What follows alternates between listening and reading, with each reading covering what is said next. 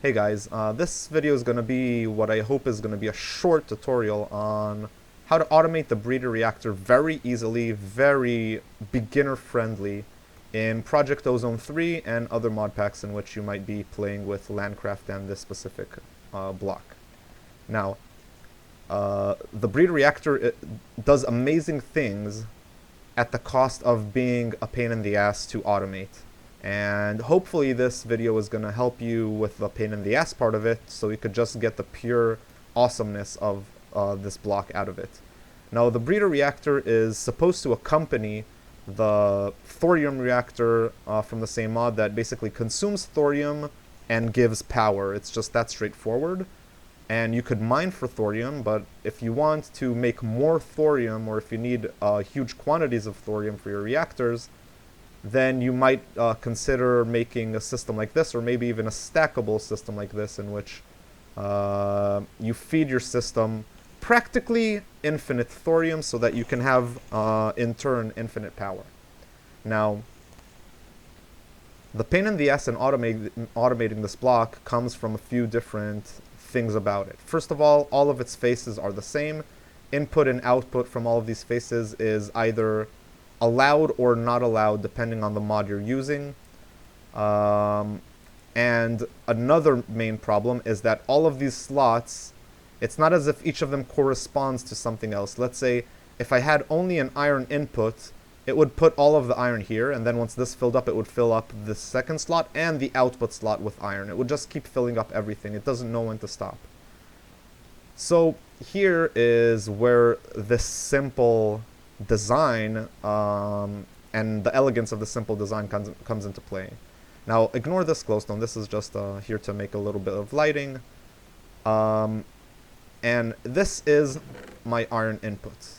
For me, this is going to be an ender chest, but for you, it could be practically any other source of iron ingots that it's going to keep feeding to the breeder reactor all the time. And the main issue with automating it is making sure that you do not fill more than this first stack with iron, because if you fill up the second stack with iron, you can't feed it thorium to convert into more thorium, and your output slot is going to be taken, so you can't output thorium into whatever you want. So this is where the resonant retriever comes in. You put in a resonant retriever on the entrance to this block with an item duct going to your iron input. And the way you're going to configure it is, as you see here, you want to add 64, a max number of 64 in this first part of it. And it has to be a resonant retriever so that you can have all of these options. And you want it to try to place a stack of 64 at once, right? So you want there to be a max of 64, which is going to go to the first slot, and it will not fill the second slot because it sees, hey, I already have 64, so now's the time to stop inputting more iron. And that allows me to put items into the second and third slot as well. Now, thorium has another problem. And if you put in the thorium too fast, the temperature is going to raise too fast. It's not going to be able to keep up with putting in iron to cool it down fast enough, and everything's going to explode. And obviously, if it explodes, then all of your work is gone down the drain, and it's just a shame. Just for the record, the explosion doesn't seem to be that big of a deal. It just destroys the block itself for the most part, but you still don't want your stuff to explode, so here's what you have to do.